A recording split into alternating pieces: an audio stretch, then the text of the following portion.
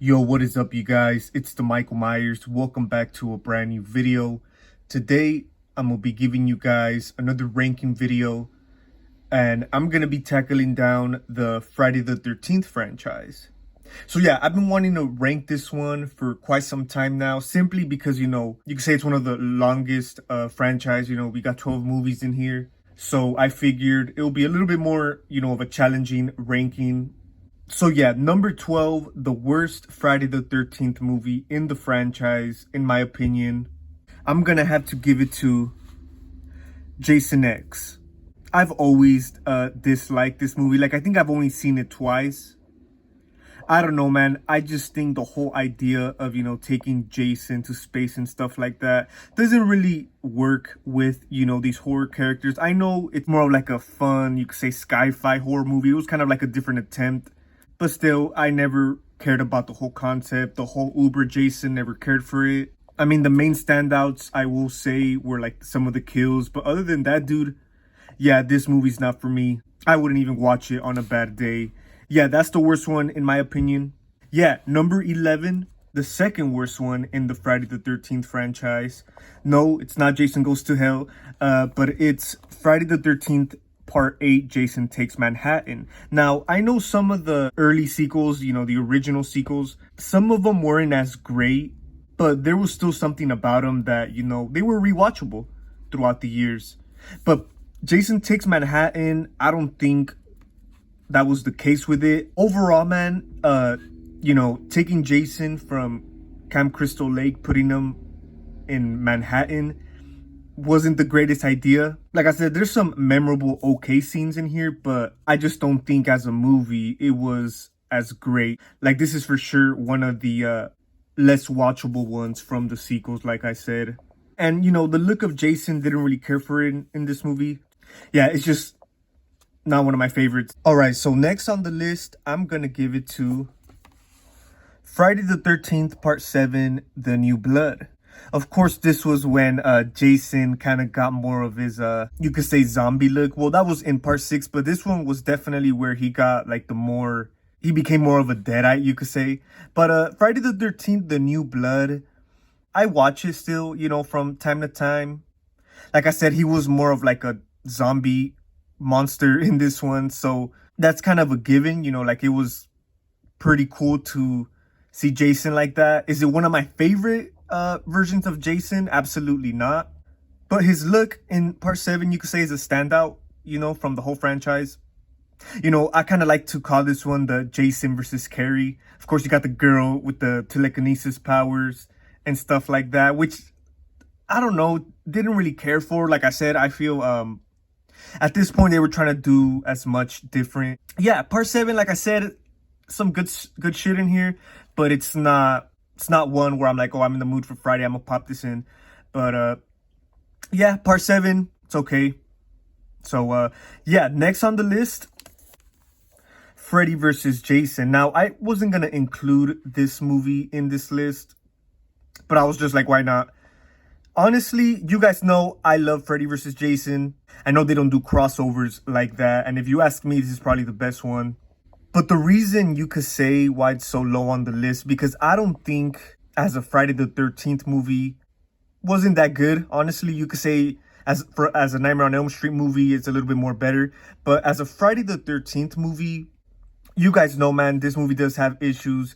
And, the Jason in this movie, you could say, was one of them. I just think they definitely watered down the Jason character in this movie compared to, the sequels we had before. I know they made him like this big-ass Frankenstein.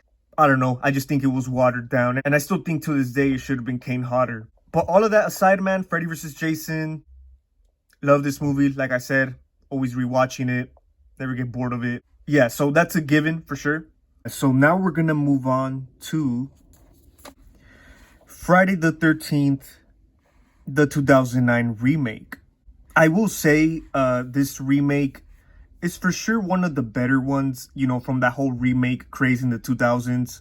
Of course, at this point, they remade all of them, so they obviously weren't going to miss the opportunity on Friday the 13th.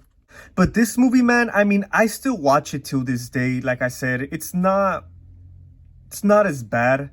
I've always said this. I feel like this remake kind of captures the first four original movies, which is good, because I know some of those early movies, like they're iconic, they're classic, but a lot of people don't really, you could say, gravitates towards them. Of course, you got the diehard fans. So I think with this remake, it did a good job as a Friday the 13th movie in a new decade, of course, in the 2000s. But yeah, like I said, I still watch it. So yeah, it's not as bad as a lot of people, make it out to be. And I think Derek Mears plays a great Jason, man. That's one I would love to see. Of course, we would love to see Kane Hodder return as Jason. Like, of course, to a lot of people, he's the Jason. But Derek Mears, man, I think he still got it for one more. So I would definitely love to see Derek Mears return. I thought he was a good Jason. But yeah, so that's the 2009 remake. Next on the list I got is Friday the 13th Part 6, Jason Lives. Now, I know a lot of people really do love this movie, and I really do like it. Like I mentioned earlier, this was kind of like the return of Jason after, the final chapter and stuff like that. And I really do like this movie. Of course, we see Tommy Jarvis back in here. Of course, a key character of this franchise, if you ask me. But Jason Lives, man, I really do like this movie. Of course, this does include the iconic Alice Cooper song, The Man Behind the Mask. And of course, man, that opening scene, where Jason comes out of the grave, iconic, man, To a lot of people, you could say this is kind of like the highlight, the standout from the franchise. I have seen that. Like I said, it's definitely a good Friday the 13th movie, but I don't think it, you could say it comes close to those original sequels, but yeah, it's still a good movie. I really do watch it from time to time. All right, so now we're going to move on. I believe we're at number 6 now. Now, a lot of you guys might not agree with me on this one, but this is just my opinion. Number 6 I got is Jason Goes to Hell, The Final Friday. Now, I know to a lot of you guys, this was probably like the worst one or the second worst one in the franchise. But I've always liked Jason Goes to Hell. Of course, this is way different, than your average Friday the 13th movie. And, you could say the story kind of does have like some plot holes and some issues. But like I remember watching, this is definitely one of the early Friday the 13th movies I've seen as a kid. So it's always stuck to me. Like I said, some weird shit here and there in the storyline. But just the whole concept, I never really minded. If it was more of a better written story, a better written movie, I think it would have been better. I know a lot of people don't like it because, Jason's hardly in it. He's like in it for like 5 minutes. And that's one of the things you could say I didn't really like about this movie. Like, I wish he had more screen time, but it doesn't really bother me like that. Like I said, just the whole concept of it, the whole possession and Jason, the soul switching into bodies. Like I said, it was kind of weird. You could say kind of out of the ordinary, but like I said, if it was a better written script, I think it would have been better. It would have been better. And you guys got to remember, this was when New Line Cinema picked up the Friday the 13th series, or I will say the Jason character. So, of course, we got that iconic ending, man. I understand, the shit it gets, the crap it gets, but I personally like it. But, yeah, that's Jason Goes to Hell. Move on to number 5. And I got Friday the 13th Part 5, A New Beginning. Now, I know a lot of people, this is another one I feel like people would have more low on their list. But I've always liked Part 5, man. I think it still has kind of that, it captures that same essence, that same vibe, 80s vibe, like the original 4 sequels did. I know it's not Jason, it's Roy Burns, it's a copycat, but I still have a fun time with this movie. I think Roy Burns was a pretty good character. Like, I thought it was a good idea, to bring in, of course, they had to keep the franchise alive somehow, some way. So, of course, they brought in a copycat killer. I've always been a big fan of The Mask, man. You guys know, I think it's different than the ordinary, red chevrons and stuff like that. You got the blue chevrons. Good shit, it stands out. But, yeah, man, Part 5, I always have a fun time with it. Great 80s, you could say campy, cheesy sequel. always have a good time with it, man. So part 5, that's all I gotta say about it. Number 4, this is where it gets a little tricky, but number 4 I got is the original that started it all, the original Friday the 13th 1980. It's funny because look, you got a picture right here from the remake, the chick with the tits, kind of weird, but the original, man, it's a classic for sure. It's definitely the one that started it all.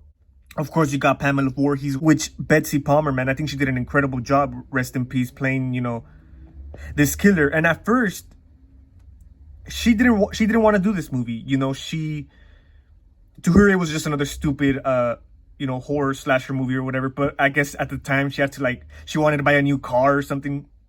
But so she did it for the fuck of it. But it's for sure a slow-paced movie. I don't really rewatch it like that, to be honest with you guys. But there's a lot of, one of my favorite things about this movie is the kills, man. Just the whole, how you really don't see it like that. You kind of see them from her point of view.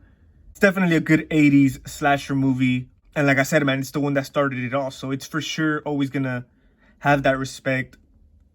But yeah, of course, you got great characters. You got Alice, I think was her name, final girl. And then you got the classic ending, man, with Jason coming out of the water. That's some awesome shit, man. I might do like a top 10 endings of all time. Yeah, man, the original, pretty good film.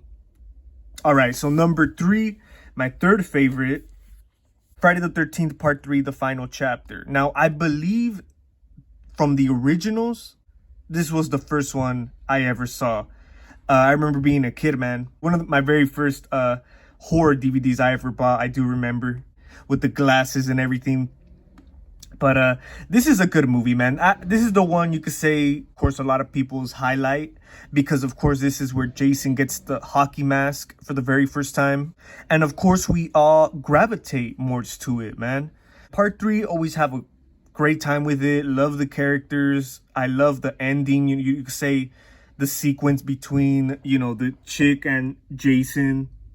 And like I said, man, I just think, to me, personally, this is the Jason.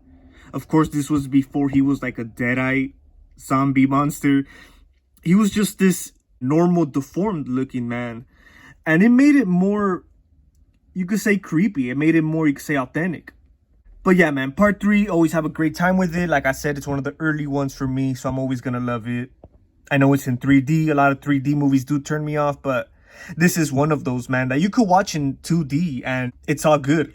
But yeah, man, part 3, great sequel. Love it. Number 2, my second favorite, Friday the 13th Part 2. I love this movie. This is for sure a rewatchable movie. Of course, this was when Jason gets the sack mask. He does return to avenge his mother. Of course, he takes on that killing role. And yeah, man, I've always had a good time with Part 2. It sucks they do kill off the final girl from the first one early in this movie. Of course, we get introduced to, you know, the new characters, the new final girl in this one, which wasn't as strong as, you know, that original cast, those original characters. But they still carried on the movie pretty good, man. Like I said, I always have a good time with this one. The kills, another great one with kills. Most of these movies in this franchise, man, the main standouts are the kills. Most definitely. But, yeah, so that's part 2. And my number 1 favorite, which shouldn't be no surprise, The Final Chapter. To me, this is the ultimate Friday the 13th movie. It's just like everything you want in a Jason movie.